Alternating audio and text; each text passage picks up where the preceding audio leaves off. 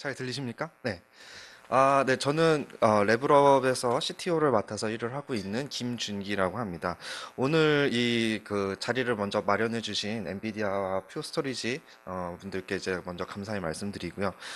저희는 이제 엔비디아와 퓨어 스토리지가 이제 하드웨어에서 그 딥러닝을 구동하는 데서 가장 핵심적인 연산 장치와 스토리지 장치에 대해서 굉장히 강력한 솔루션을 보유하고 있는 이제 파트너들인데, 저희는 이제 그러한 그 하드웨어 솔루션들을 어떻게 하면은 실제 업무 프로세스 상에서 보다 잘 활용할 수 있을까, 이런 것을 주제로 이제 그 소프트웨어 솔루션을 개발하고 있는 회사입니다.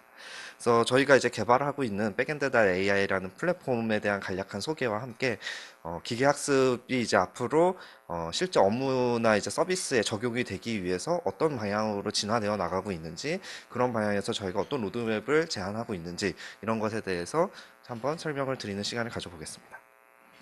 그래서 아마 이제 실제로 지금 머신러닝이나 뭐 이런 것들을 뭐 데이터 사이언티스트를 고용하신 그런 고객분들도 여기 계실 거고, 혹은 뭐 계획이 있거나 혹은 구축을 이미 어느 정도 했거나 할 계획이 있거나, 뭐 이게 아마 다양한 분들이 계실 거라고 생각이 됩니다. 근데 사실은 이제 뭐 지금 우리가 인터넷에서 보통 딥러닝이나 머신러닝이나 AI 관련 자료들을 찾아보면은 텐서플로우의 뭐 예제 코드를 좀 돌려본다든지, 아니면 뭐 파이토치 같은 어떤 프레임워크를 공부한다든지, 아직은 이런 수준에 머물러 있는 경우가 많이 있습니다.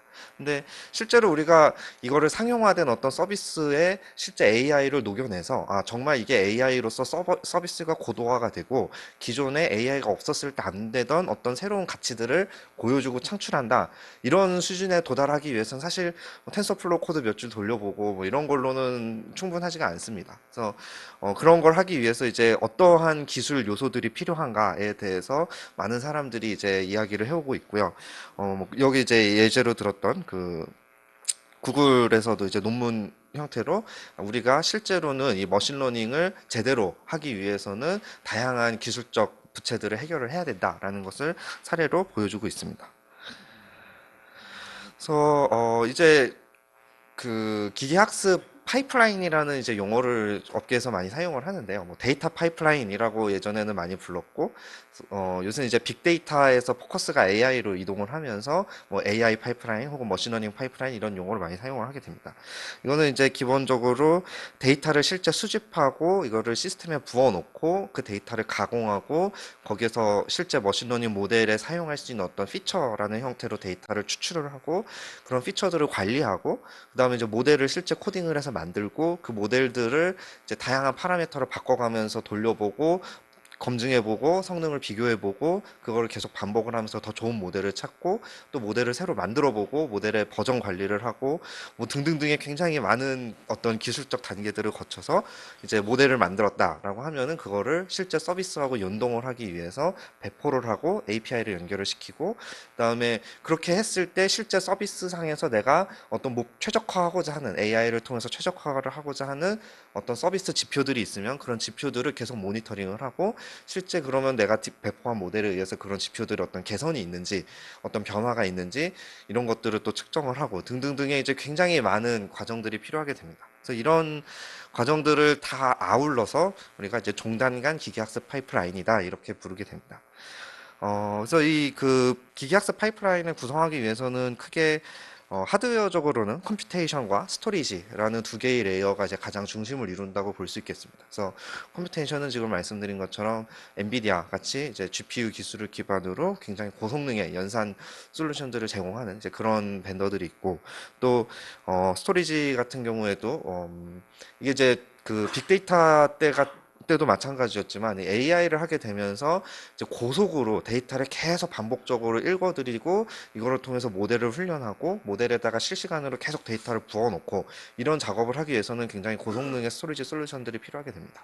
그래서 이제 빅데이터가 처음 10년 전에 유행을 하기 시작했을 때는 이제 어떤 장애 대응 기반의 스케일러블한 솔루션에 좀 더 포커스가 됐다면, 지금은 이제 실제 개별적인 모델 훈련이라든지 이런 연산과 굉장히 타이트하게 붙어서 돌아가는 그런 스토리지 솔루션들이 좀 더 중요해졌다라고 볼 수 있겠습니다. 그래서 이제 저희는 이 하드웨어는 이제 뭐 이게 잘 하시는 분들이 계시기 때문에 저희는 하드웨어보다는 이제 그런 하드웨어들을 보다 잘 활용할 수 있도록 도와드리기 위해서 이제 소프트웨어 계층에서 이제 파이프라인과 오케스트레이션 레이어를 이제 중점적으로 개발을 하고 있습니다.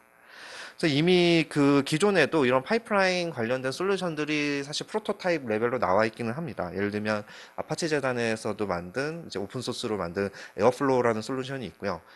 지난 3월에 이제 구글에서 텐서플로우 데브 서밋을 통해서 텐서플로우 2.0 발표와 함께 텐서플로우 익스텐디드라는 이제 확장 패키지를 발표를 했는데 거기에 이제 에어플로우 기반의 파이프라인 기능이 들어가 있습니다. 그리고 뭐 큐버네티스도 요새 많이 쓰시죠. 그래서 큐버네티스 기반의 텐서플로우를 이제 쉽게 세션을 스폰해서 돌려볼 수 있는 큐베플로우라는 솔루션도 나와 있습니다. 근데 이제 이런 솔루션들이 아직까지는 그 이제 그냥 모듈들을 순서대로 연결해서 돌려볼 수 있다 정도의 의미이고 이거를 실제로 스케줄링이라든지 여러 가지 모듈 간 연동이라든지 그다음에 배포 레벨에서 실제 필요한 여러 가지 이슈들에 대해서 완벽하게 대응이 되어 있는 상태는 아닙니다. 그래서 저희는 아직 이 부분이 시장에서 초기 단계다라고 보고 있고 그런 방향으로 이제 백엔드.ai 동안 발전을 시키려고 하는 그런 계획을 가지고 있습니다. 그래서 이제 그 향후 기계학습 프레임워크가 어떻게 진화를 할 거냐. 뭐 다들 기계학습 중요한 거 아시고, 뭐 AI 딥러닝 중요한 거 아시고, 파이프라인, 그래, 파이프라인 잘 구축해서 뭔가 잘 해보자. 다 아시지만은, 그럼 이제 그, 또 텐서플로우나 아니면 뭐 파이토치나 뭐 이런 이제 유명한 그 머신러닝 프레임워크들이 이제 시장에서 어느 정도 이제 정착이 된 상태고, 그러면 이제 그런 프레임워크들을 가지고서 그 다음에 풀어야 되는 이제 문제가 무엇이냐라고 봤을 때, 어, 이제 크게 두 가지를 그 예로 들 수 있을 것 같습니다. 제가 이제 지난 3월에 그 샌프란시스코에서 그 베이에어리아 AI 미드업이라는 이제 그 이제 베이에어리아에 있는 AI 관련 스타트업들이 모여서 이제 정기적으로 세미나 하는 곳에 한번 참석을 해봤는데 그때 이제 했던 주제가 앞으로 이 기계학습 파이프라인 솔루션을 이제 개발하고 있는 스타트업들의 CEO나 뭐 CTO 이런 분들이 나와서 얘기를 하시는데 앞으로 이런 두 가지 기능이 많이 필요할 거다라는 그런 얘기를 했습니다. 그래서 첫 번째는 피처 스토어라는 거고요. 기본적으로 아까 얘기했던 것처럼 데이터를 가공한 결과를 실제 모델에 넣기 위해서는 우리가 피처라는 형태로 가공을 해야 됩니다.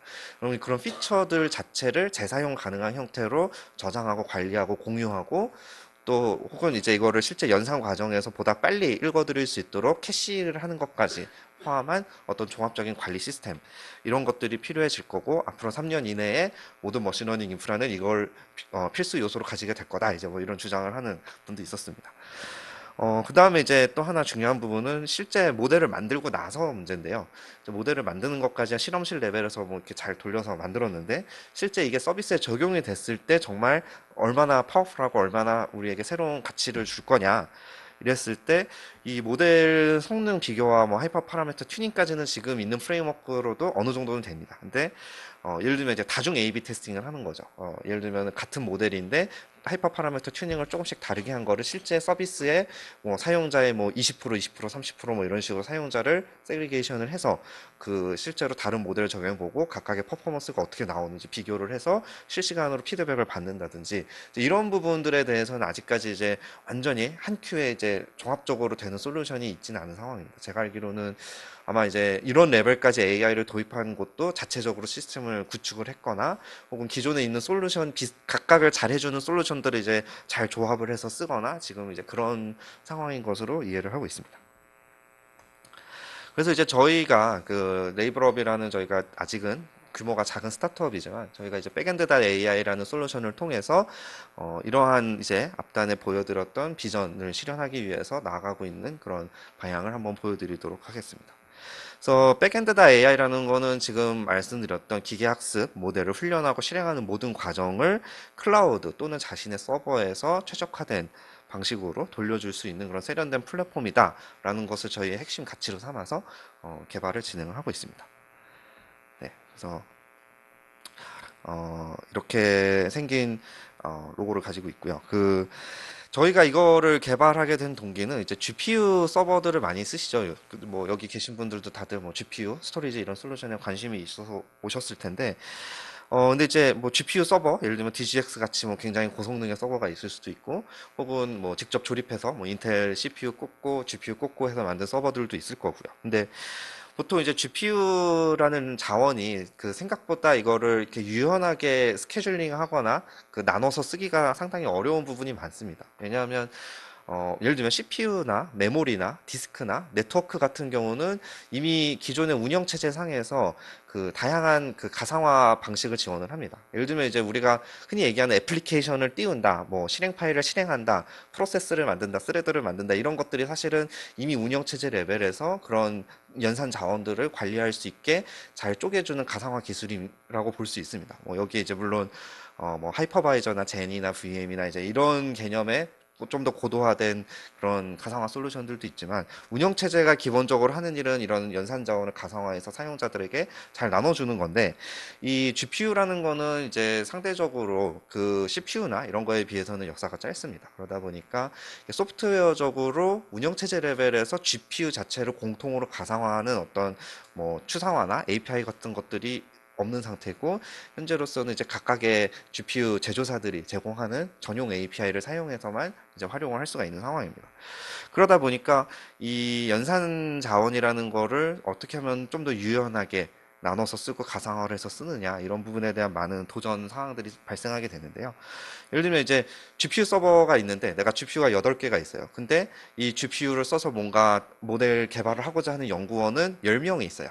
그러면 이제 GPU를 어떻게 나눠줘야 될까요? 한 명당 한 명씩 한 개씩 나눠주면 두 명은 GPU가 없는 상황이 되고 뭐 그렇다고 뭐 한 명당 두 개씩 나눠줄 거냐? 그러면 또 몇 명은 못 쓰는 상황이고 뭐 그러면은 번갈아 가면서 쓰느냐? 그럼 관리자가 그럼 몇 시부터 몇 시까지는 뭐 A 연구원이 쓰세요. 뭐 몇 시부터 몇 시까지는 B 연구원이 쓰세요. 이런 식으로 할 수도 있겠죠. 근데 이제 사실 이런 식으로 관리를 하게 되면 이 비싼 GPU를 사놓고 막상 활용하지 못하는 그런 시간들이 많이 발생을 합니다. 사실 사람이 항상 24시간 붙어서 컴퓨터 앞에서 항상 뭔가를 돌리고 있는 게 아니잖아요. 뭐 코딩을 하고 있는 동안은 사실 GPU를 안 쓰고 있을 수도 있는 거고, 네.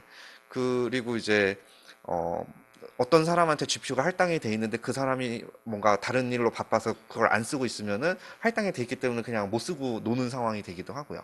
좀 이런 상황들이 발생을 합니다.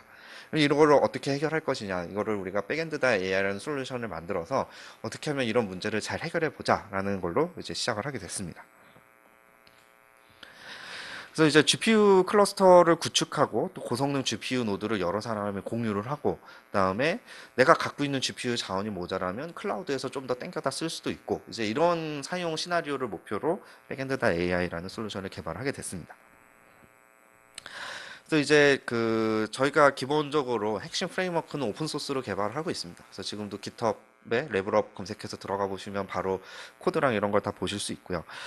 저희가 이제 이거를 두 가지 버전으로 분할을 해서 서비스를 하는데 하나는 이제 실제 가입해서 쓸 수 있는 클라우드 버전이고 그다음에 직접 온프레미스 서버에 설치해서 자기 GPU 클러스터를 관리할 수 있는 엔터프라이즈 에디션이 있습니다.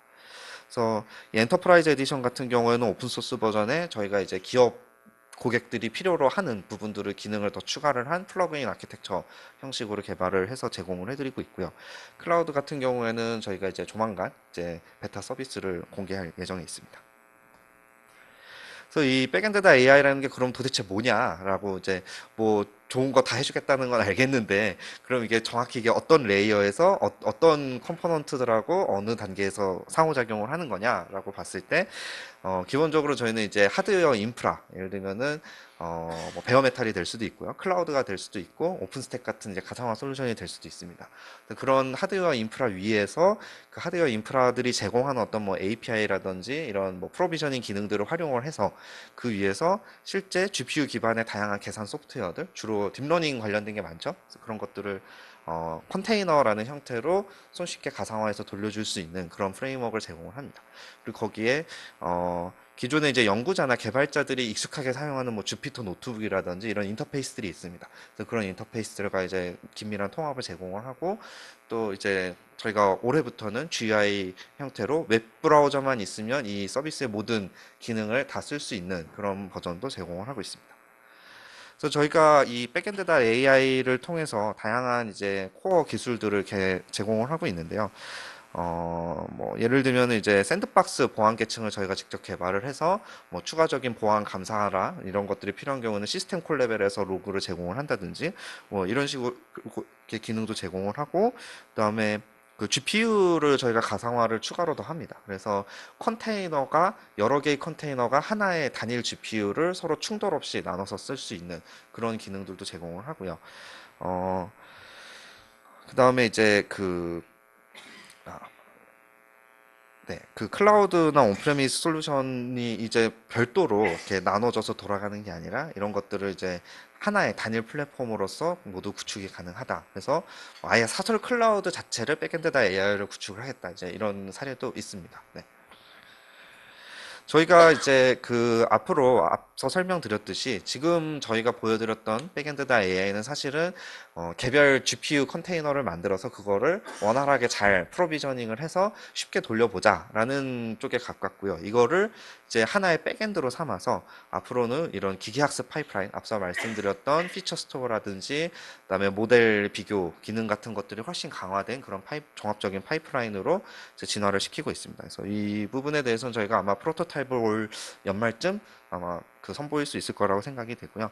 저희 파이프라인 관리나 클라우드 스케줄링이나 그다음에 이런 파이프라인의 각 스텝별로 스케일링이 어떻게 관리가 되는지 그리고 모델들의 버전이나 하이퍼 파라미터 튜닝한 단위별로 실제 API에 적용을 하고 API의 어떤 뭐 A/B 테스팅 같은 기능까지 다 포함을 해서 제공을 할 예정입니다. 저희가 이제 기술적으로 뭐 봤을 때 이제 뭐 굉장히 이게 다양한 기술이 결합이 돼서 만들어져 있는데요. 이제 기존에도 사실 유사한 솔루션들이 많이 있습니다. 저희가 이제 가지는 차별점이라고 한다면, 쿠버네티스가 워낙 유명하고 많이들 쓰시기 때문에 사실은 저희가 이제 고객분들을 만나면은 그럼 쿠버네티스를 쓰지 않고 어떻게 만들었어요? 라든지 혹은 뭐 쿠버네티스를 쓰는 게 더 좋지 않나요? 뭐 이런 얘기를 물어보시는 경우들이 꽤 있습니다. 근데 쿠버네티스 사실 저희가 이거를 만들기 시작한 게 2015년 초입니다. 근데 쿠버네티스가 발표가 된 게 2015년 7월 정도고, 그다음에 2015년 4월에 이제 제가 이제 대학원생일 때 그 논문 발표하러 갔던 학회에서 구글이 보르그라는 논문을 발표를 해서 그게 이제 쿠버네티스로 공개가 됐습니다. 그래서 저희가 이제 이거를 만들기 시작할 때는 쿠버네티스가 없었죠. 그런 게 없었고, 그다음에 그 공개가 된 후에도 GPU 가속 기능이 정식으로 들어가게 된 거는 사실 훨씬 더 후의 일입니다. 그러다 보니까 저희는 이제 이런 무언가가 필요하긴 한데 기존에 비슷한 게 없는 상태에서 사실 출발을 했었고요. 그런 문제도 있었고, 그다음에 쿠버네티스는 기본적으로 이제 마이크로 서비스라든지 이런 파드 기반의 스케일링을 통해서 장애 대응을 원활하게 하고 서버라는 개념을 이제 어떻게 보면은 여러 개의 그냥 연산 장치가 이렇게 벌크로 모여 있는 거고 그거를 내가 뭐 하나가 뻥나도 그냥 쉽게 돌려주겠다 이런 개념에 더 가깝게 그런 목적으로 설계가 된 것입니다. 근데 저희는 이제 처음부터 이거를 연산용 플랫폼이다, HPC용 플랫폼이다라는 걸로 포지셔닝을 했기 때문에 연산 노드가 죽는다 뭐 이런 경우보다는 굉장히 고성능의 연산 노드들을 어떻게 하면은 잘 나눠서 쓸 수 있을 것인가에 더 초점을 맞춰서 개발을 하였습니다. 그리고 이제 아까 말씀드린 것처럼 뭐 다양한 GPU 최적화 기술을 보유를 하고 있고요. 여기 이제 엔비디아 분들과 함께 다양한 협업을 통해서 GPU 관련된 기술의 여러 가지 최적화를 제공을 하고 있고, 특히 이제 다른 데서 지원하지 않는 GPU 부분 공유, 프랙셔널 스케일링 기능을 지원을 하고 있습니다. 네, 그리고 나머지는 이제 넘어가도록 하겠습니다. 그래서 이제 기본적인 구조는 뭐 매니저라는 이제 중앙 노드가 있고요. 여기서 이제 모든 스케줄링이나 자원 관리를 전담을 하게 되고, 각각의 이제 실제 연산 노드, 뭐 DGX 서버가 될 수도 있고, 뭐 자기가 직접 만든 이제 GPU 서버가 될 수도 있고, 그런 곳에 이제 에이전트들이 깔려서 그 에이전트들이 실제 도커 컨테이너들을 관리하는 그런 형태가 됩니다. 그래서 이 모든 서비스는 클라이언트 언어별로 제공되는 클라이언트 SDK가 있어서 다양한 개발 환경과 통합을 해서 사용을 하실 수 있게 됩니다. 이제 저희가 강점으로 내세우고 있는 프랙셔널 GPU 스케일링 같은 경우에는 이제 시스템에 있는 GPU를 뭐 훨씬 더 작은 단위로 쪼개서 여러 컨테이너가 공유를 하거나 혹은 하나의 컨테이너가 여러 개의 GPU를 이제 동시에 묶어서 쓰거나 이런 기능들을 지원을 합니다. 그래서 각각의 컨테이너 내에서는 내가 항상 0번, 1번, 3번, 2번, 3번 이런 식으로 순서대로 GPU를 갖고 있다고 생각을 하고 멀티 GPU에 대응된 코드만 있으면은 임의의 이제 크기로 GPU를 할당해서 돌릴 수가 있고요. 이제 엔비디아에서 제공하는 엔비디아 도커 기술과 엔비디아 드라이버 API를 이용을 해서 그 위에 저희가 자체적인 가상화 레이어를 구현을 했습니다. 그다음에 이제 저희가 또 엔비디아하고 이제 협업을 통해서 여러 가지 통합을 이제 긴밀하게 진행을 하고 있는데요. 이제 저희가 어, DGX 서버 같은 경우에는 DGX2를 국내에서 처음 구매를 한 걸로 제가 알고 있습니다. 네.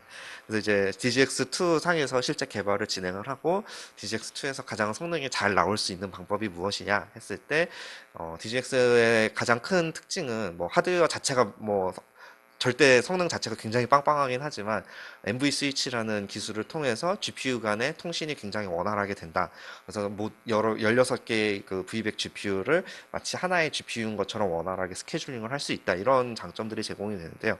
그런 것들을 10분 활용할 수 있도록 소프트웨어적으로 뭐 토폴로지 최적화라든지 이런 다양한 기능들을 지원을 하고 있습니다. 그리고 이제 저희가 엔비디아 GPU 컨테이너 NGC라고 하는 이제 엔비디아에서 제공하는 다양한 이제 자기네 쿠다 그 디바이스에 최적화되어 있는 다양한 딥러닝 환경 이미지들을 제공을 합니다. 그래서 그 이미지들을 바로 받아서 돌려볼 수 있는 이제 그런 통합 기능을 지원을 하고요. 제가 요번 올해 엔비디아 GTC 그 실리콘밸리 참석을 했었는데 거기서 이제 그 딥러닝 환경을 위한 이미지뿐만이 아니라 실제 이제 만들어 놓은 모델들을 받아서 내가 추가로 데이터를 더 넣어서 나만의 모델로 최적화를 시킨다든지 이런 이제 추가 기능들이 NGC 플랫폼 통합이 된다라고 이제 발표가 됐습니다. 그래서 저희도 그런 부분을 이제 엔비디아하고 협업을 해서 더 강화를 해나가고 있고요.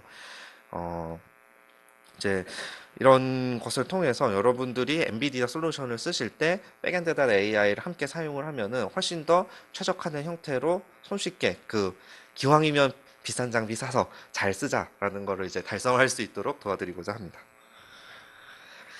그리고 이제 저희가 또 다양한 스토리지 플랫폼 통합도 제공을 하고 있는데요. 기본적으로 이제 이 데이터를 다루는 것이 굉장히 중요합니다. AI라는 게 사실은 데이터가 있느냐 없느냐에 따라서 내가 만들 수 있는 AI의 종류가 이제 결판이 난다라고 해도 과언이 아니죠. 그래서 이 데이터라는 거를 어떻게 잘 넣고 관리를 하느냐라는 게 굉장히 중요한 문제고 저희도 이제 초기에 GPU 컨테이너가 원활하게 잘 돌아갑니다라는 것만 고객분들께 들고 갔을 때는 그럼 데이터는 어떻게 넣나요? 라는 질문이 바로 나오더라고요. 그래서 저희가 제공하는 기능은 가상 폴더라는 이름의 굉장히 어떻게 보면 재미없게 생긴 이름인데 이 기능을 통해서 스토리지 솔루션을 굉장히 유연하게 활용을 하실 수가 있습니다. 그래서 기본적으로는 이제 뭐 드랍박스 같이 이제 일종의 클라우드 폴더라고 생각을 하시면 되고요. 그래서 실제 컨테이너 안에 디렉토리 형태로 마운트가 돼서 내가 미리 코드나 데이터 같은 것들을 올려놓고 이런 것들을 컨테이너 안에서 바로 내가 그냥 로컬 파일 읽고 쓰듯이 접근할 수 있는 그런 시스템입니다.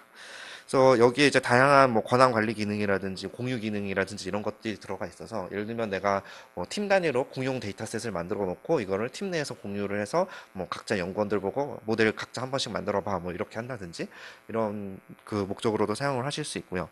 그다음에 이것을 실제 구현하기 위해서 하부에는 저희가 이제 분산 스토리지 시스템과 그다음 나스 형태의 이제 중앙화된 스토리지 솔루션들을 모두 지원을 합니다. 그래서 실제 저희 이제 고객사 사례 중에는 세프라고 하는 레드햇에서 만든 분산 파일 시스템을로 이제 같이 해드린 그런 사례가 있고요. 그다음에 이제 여기 퓨어 스토리지 같이 굉장히 고성능의 블레이드나 스토리지 블레이드 같은 것들을 꽂아서 여기에 이제 가상 폴더들을 놓고 관리를 할 수가 있습니다. 그래서 이런 스토리지 솔루션들이 보통 이제 어떤 파티션이나 파일 시스템 혹은 뭐 오브젝트 API 형태로 이제 스토리지 기능들을 제공을 하게 되는데 저희 이제 이 V폴더라는 기능을 사용을 하게 되면은 사용자 입장에서는 그런 디테일이 어떻게 돌아가는지 신경 쓰지 않고 또 관리자 입장에서도 사용자별로 어떻게 뭐 쿼터를 나눠주고 뭐 디렉토리를 만들어서 누구한테 퍼미션을 주고 뭐 이런 것들을 복잡하게 관리하실 필요 없이 이제 통합된 형태로 사용자가 그냥 바로 사용할 수 있는 그런 형태가 됩니다.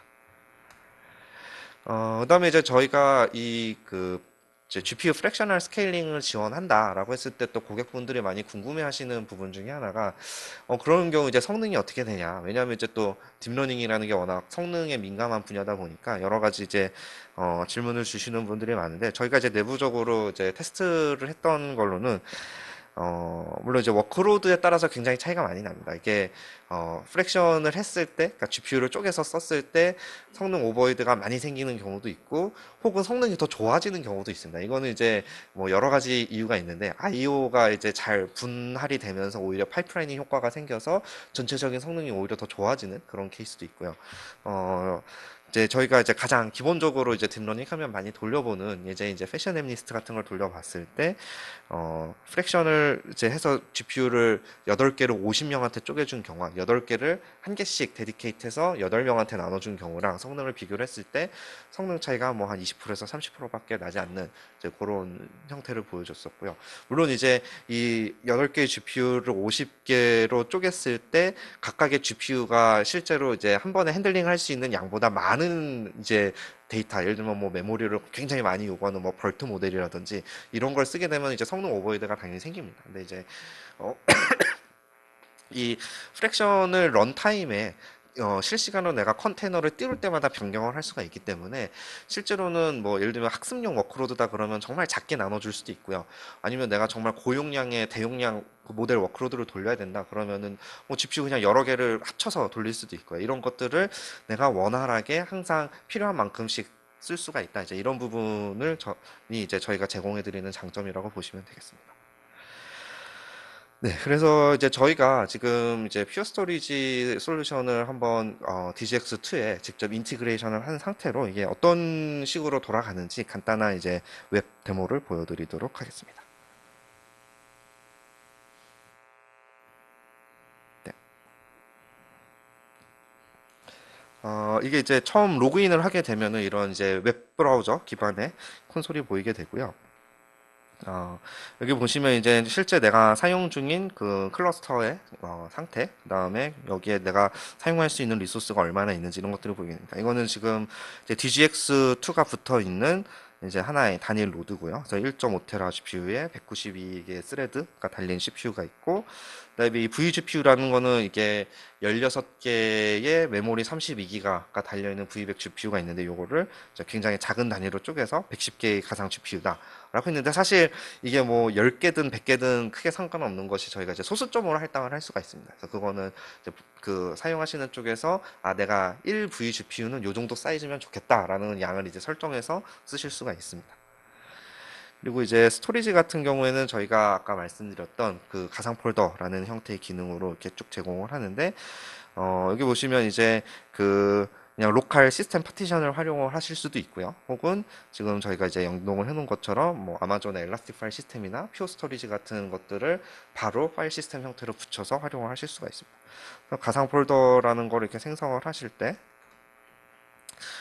이런 스토리지 솔루션들을 바로 선택해서 내가 원하는 그 스토리지에 원하는 만큼 공간을 할당해서 쓰실 수가 있고요. 이것들을 이제 실제 실행을 하실 때는 이런 식으로 이제 지금 현재 돌고 있는 세션들이 보이는데 실제 한번 실행을 해보겠습니다. 그러면은 예를 들면 텐서플로우 NGC, 그러니까 엔비디아에서 최적화한 GPU에 최적화된 빌드를 제공하는 이제 텐서플로우 이미지의 이제 19년도 버전을 사용을 해서 어, 이제 미리 저희가 잡아놓은 이제 뭐 두 개의 GPU 코어에 메모리 4기가에 이제 하나의 가상 GPU를 할당해서 돌리겠다, 혹은 뭐 두 개의 가상 GPU를 할당해서 돌리겠다 이런 식으로 돌려보겠습니다. 이렇게 되면 네, 이렇게 새로운 세션이 뜬 걸 보실 수가 있고요. 이렇게 터미널을 열어보게 되면 이제 그 가상 폴더들이 실제로 그 이렇게 마운트가 돼서 바로 접근 가능한 것을 확인을 하실 수가 있습니다. 여기 있는 거를 간단한 워크로드를 예제로 한번 돌려보겠습니다. 네, 이런 식으로 이제 주피터 노트북이 바로 뜨게 되고요. 그래서 뭐 다른 이제 가상 폴더 같은 것들 이런 것들도 확인을 해보실 수가 있고, 이제 퓨어 스토리지 파티션을 이용해서 간단한 GAN 이그젠플을 하나 돌려보겠습니다. 네, 보시면 이제 내용을 이제 지우고 새로 돌려보겠습니다.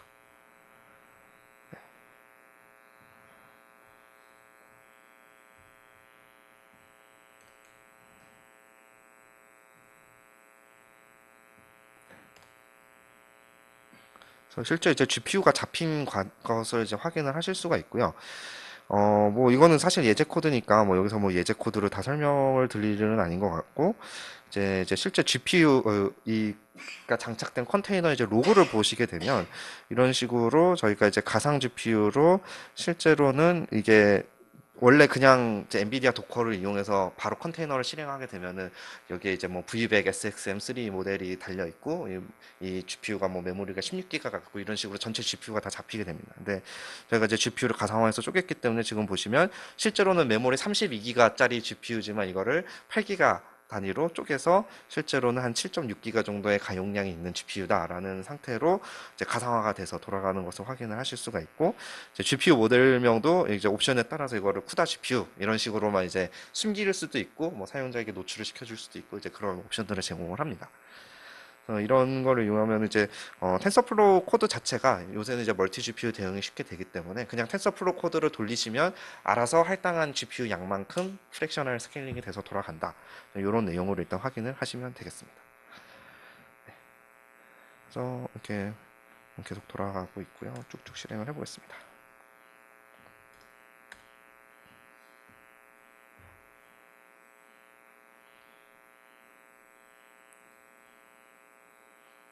네, 뭐 저 부분은 좀 시간이 걸리니까. 그래서 기본적으로는 이런 식으로 뭐 터미널 같은 거나 아니면은 주피터에서 제공하는 모든 기능을 다 쓰실 수가 있고요. 그래서 이제 실제 데이터 사이언티스트 분들이 처음에 많이 이렇게 시간을 쓰시는 부분 중에 하나가 이런 환경을 이제 셋업하는 데 시간을 많이 들이십니다. 그래서 컨테이너 기술이 좋다. 뭐 요새 엔비디아 도커 같은 좋은 솔루션들이 있으니까 뭐 그걸 잘 써봅시다. 혹은 뭐 클라우드를 쓰신다 그러면은 클라우드에서 제공하는 이제 뭐 전용 머신러닝 이미지 같은 거를 쓰겠다. 이런 것들을 많이 하시는데 이것들이 이제 쓰다 보면은 내가 원하는 패키지가 없는 경우도 많고, 뭐 NGC 이미지 같은 거를 또 받아서 써보려니까 잘 안 되는 경우들도 있고, 뭐 뭔가 설치하고 이런 거를 굉장히 어려워하시는 분들이 많이 있습니다. 특히 이제 통계라든지 경제학이라든지 뭐 산공과라든지 약간 이런 분야에서 오신 분들, 백그라운드가 이제 전산 쪽이 아니신 분들 경우에는 특히 그런 어려움을 많이 겪으시는데요. 이제 지금 보신 것처럼 저희가 이제 이렇게 백엔드의 솔루션을 구축을 하게 되면 엔비디아에서 제공하는 이제 이런 다양한 GPU 서버나 퓨어 스토리지 같은 스토리지 솔루션들을 굉장히 쉬운 UI로 이렇게 활용을 하실 수 있다. 일단 이런 정도로 이해를 해주시면 되겠습니다. 어, 네. 그래서 데모는 이 정도로 하고 그다음에 이제 그 저희 발표를 한번 요약을 해드리겠습니다. 그래서 저희가 이제 앞부분에서 말씀드린 것처럼 실제 기계학습, 머신러닝, 딥러닝을 여러분들의 서비스와 프로덕트에 정말로 잘 활용하고 녹여내기 위해서는 머신러닝 코드 자체를 잘 짜는 것뿐만이 아니라 그 주변에 숨겨져 있는 우리가 기술적 부처들을 파악을 하고 우리가 조직에서 이런 것들을 어떻게 해결해 나가야 되는지에 대한 전략들이 필요하다라는 것을 말씀을 드렸고요. 이런 관점에서 봤을 때 이제 종단간 기계학습 파이프라인이라는 개념이 필요해지고, 그래서 데이터 가공, 데이터 입력, 그다음에 데이터 가공, 그다음에 피처 추출, 이런 모델 훈련, 모델 간의 성능 비교, 검증, 그다음에 모델 배포, 그다음에 A/B 테스팅, 그다음에 이러한 모든 결과를 피드백으로 묻고 그런 로그 자체를 또 다시 새로운 피처로 사용해서 또 새로운 모델을 만들고, 이런 이제 선순환 피드백 루프를 만드는 것이 궁극적으로 우리가 이 딥러닝을 서비스에 도입을 하고자 하는 하나의 기술적인 목표라고 할 수 있겠습니다. 그래서 이제 그런 요소를 위해서 하드웨어적으로는 연산과 스토리지라는 양대 축의 솔루션이 필요하게 되고, 그런 부분은 이제 여기 계신 엔비디아나 뭐 퓨어 스토리지나 이런 좋은 솔루션들을 잘 활용을 하면 되는데, 저희 단순히 이게 하드웨어만 있다고 사실은 모든 게 끝나는 게 아니잖아요. 그래서 이것들을 실제로 보다 잘 활용할 수 있도록 진짜 현장의 데이터 사이언티스트들이 활용할 수 있도록 도와주는 그런 백엔드 단 AI 같은 이런 솔루션들이 필요하게 되고요.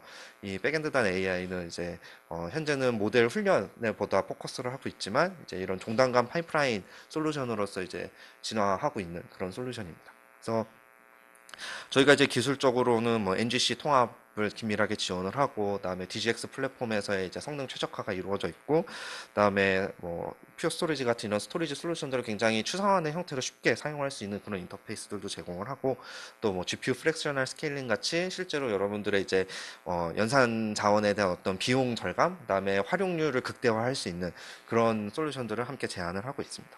그래서 이제 오늘 이제 아침부터 일찍 다들 오시느라 아마 고생이 많으셨을 텐데, 이 저희가 이제 제안해 드리는 이런 솔루션과 또 이제 뒤에서 엔비디아와 퓨어 스토리지에서 설명해 주실 여러 가지 다양한 사례나 그런 솔루션들을 보시고, 앞으로 이제 실제 제품이나 서비스에 딥러닝을 녹여내기 위해서 어떤 전략을 하면 될지 이렇게 좋은 참고가 되는 그런 시간이 있으면 좋겠습니다. 이상으로 발표 마치겠습니다.